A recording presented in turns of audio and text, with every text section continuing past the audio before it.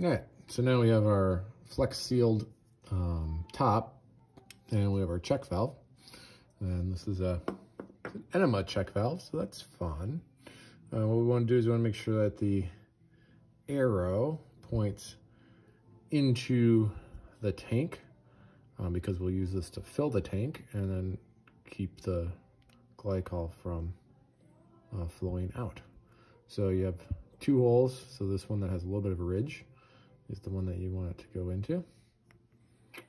And there we go. You want to clean that hole out.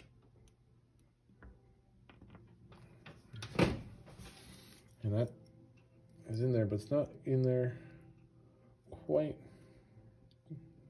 all the way. You should hear it sort of click.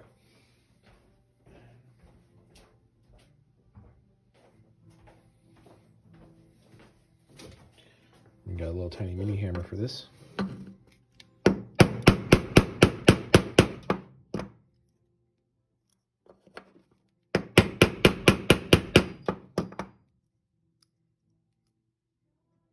you go.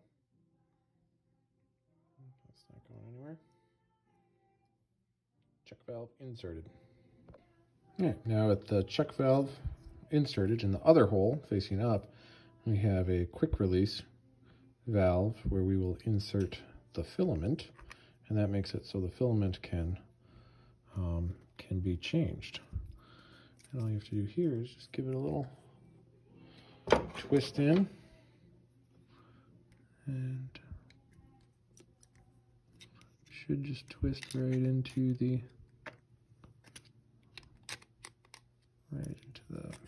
top.